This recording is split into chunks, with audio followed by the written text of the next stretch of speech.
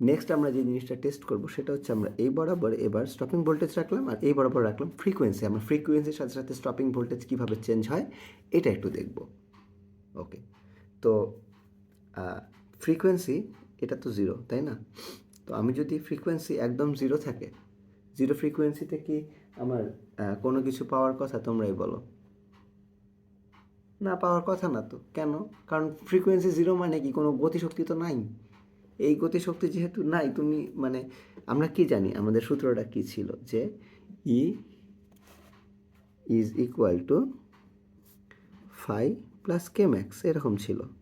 তো আমার তো একটা মিনিমাম অ্যামাউন্ট অফ এনার্জি লাগবে যেটা এই ফ্রিকোয়েন্সি থেকে আসতে হবে। সেটা যদি এর চেয়ে বড় না হয়, তার আগ পর্যন্ত তো আমি কোনো গতিশক্তি সম্পন্ন ইলেকট্রন পাবোই না, তাই না? আর এখানে দেখো সম্পর্কটা কিন্তু লিনিয়ার। যেহেতু লিনিয়ার, তো যখন আমি গতিশক্তি পাওয়া শুরু করব তখন আমি দেখবো যে একটা স্ট্রেট লাইন আমি পেয়ে গেছি। কিন্তু আমাকে তো আগে এই পরিমাণ মিনিমাম এনার্জি দিতে হবে যাতে ইলেকট্রনটা বের হয়, ওই ফ্রি হয়ে যায়। তো এই জন্য দেখা যাবে যে একটা পার্টিকুলার টাইম পর্যন্ত আমরা ফ্রিকোয়েন্সি বাড়াবো কোনো কিছু পাবো না। যখনই আমরা এই লিমিটটা ক্রস করব, এই এফ নট যেটা ছিল সূচন কম্পাঙ্ক, এটাকে যখন আমরা ক্রস করব তখন দেখব যে আমাদের এই রকম আমি একটা গ্রাফ পেয়ে গেছি। ওকে, তাহলে একটা পার্টিকুলার পয়েন্ট পর্যন্ত পাবো না, তারপর দেখবো যে আমি যতই ফ্রিকোয়েন্সি বাড়াচ্ছি আমার স্টপিং ভোল্টেজ আমার দেখবো যে ততই বেশি আসতেছে।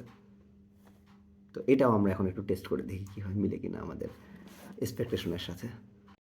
ওকে, তো নেক্সট আমরা যে জিনিসটা দেখবো সেটা হচ্ছে যে একটা পার্টিকুলার ফ্রিকোয়েন্সি আমরা আগে দিয়ে রাখি, মোটামুটি একটা ফ্রিকোয়েন্সি যেটা আচ্ছা 100%ই থাক। দিলে আমরা দেখবো যে এখন ফ্রিকোয়েন্সি একটা কম ফ্রিকোয়েন্সি থেকে আমরা আস্তে আস্তে বাড়াবো, দেখবো যে আমাদের এই গ্রাফটার সাথে জিনিসটা মিলে কিনা। তো এই যে আমরা ফ্রিকোয়েন্সি একটু কমায় ফেললাম, এই যে মানে তরঙ্গ দৈর্ঘ্য বাড়াচ্ছি মানে ফ্রিকোয়েন্সি কম দিছে। ওকে, আর এখানে যেটা ছিল এই ভোল্টেজটাকে এখন আমরা জিরো করে দিই, মানে যাতে ইজিলি এটা যেতে পারে, দিলাম। এখন যদি আমি চালু করি তাহলে দেখো এখন কি হবে। আগের ইলেকট্রন গুলো তো রয়ে গেছে। ওকে, দেখো এখন আমাদের কারেন্ট হচ্ছে জিরো। এটা তো আসলে আগের মানে আগে যেটা চলতেছিল সেখানকার একটা ইলেকট্রন, তো এটা আসলে এই জন্য শো করতেছে। এটা আগে চলে যাক, এটা চলে গেলে আমাদের বুঝতে সুবিধা হবে। লিটল গাই যাও গেছে। ওকে, এখন দেখো কোনো কিছু নাই। তো এখন আমরা ফ্রিকোয়েন্সি আস্তে আস্তে কমাই নিয়ে আসি, বাড়াই বাড়াই ফেলি, মানে আমরা তরঙ্গ দৈর্ঘ্য আস্তে আস্তে কমাবো। তো এটা দিলাম আমি 600। এখনো দেখো কোনো কারেন্ট নেই, মানে আমরা এখনো ওই যে মিনিমাম যেই এনার্জিটা দরকার ওয়ার্ক ফাংশন বা কার্যাপেক্ষকের জন্য যাতে একটা ইলেকট্রন এখান থেকে এমিট হইতে পারে, সেইটা কিন্তু এখনো আমরা দিতে পারি নাই, ইনাফ এনার্জি এখনো নাই। তো এজন্যই কোনো ইলেকট্রন এমিটই হচ্ছে না। ইলেকট্রন এমিট না হলে আমি কারেন্ট কিভাবে পাবো, তাই না? তো আমরা এখন আরো ফ্রিকোয়েন্সি বাড়াইলাম।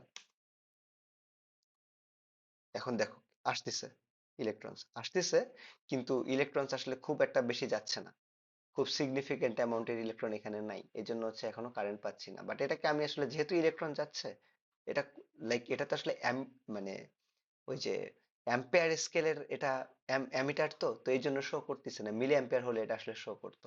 তো আমরা আসলে দেখো থ্রেশহোল্ড ফ্রিকোয়েন্সি যেটা ওইটা আমরা পার করে ফেলছি, এটা এখন আসলে হচ্ছে না। আমরা তাহলে 600 দিছিলাম না, আমরা এবার 550 দিয়ে দেখি, মানে আমরা ফ্রিকোয়েন্সি একটু কমাচ্ছি। ফ্রিকোয়েন্সি যখন একটু কমাই ফেললাম, দেখো এখনো আমি পাচ্ছি না। এখন আমরা ফ্রিকোয়েন্সি আরেকটু বাড়াই, ফ্রিকোয়েন্সি আরেকটু বাড়াই। ওকে, তো এই যে এটার মাঝখানে কোথাও একটা আছে, ফ্রিকোয়েন্সি আমরা একটু 35 করে দিই।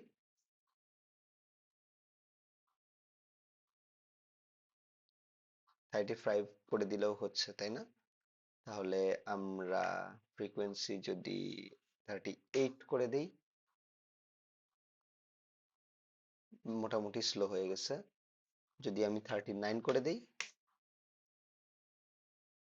আচ্ছা 39 করলে দেখো যে কত স্লো ইলেকট্রন গুলো আসতেছে এত, মানে এটা আসলে 40 যেটা ছিল 540 ন্যানোমিটার, এটা হচ্ছে সেই ফ্রিকোয়েন্সিটা যে ফ্রিকোয়েন্সি দিলে আসলে আর ইলেকট্রন এমিট হয় না।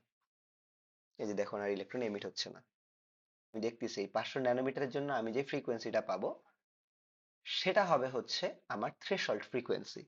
এবং এটার পর আমি যখন এটা আস্তে আস্তে আরো বাড়াতে থাকবো তখন আমার কি পাবো হওয়ার কথা বলো তো? কারেন্ট আস্তে আস্তে বাড়ার কথা, ইলেকট্রন এই পয়েন্ট থেকে এই পয়েন্টে চলে যাওয়ার কথা।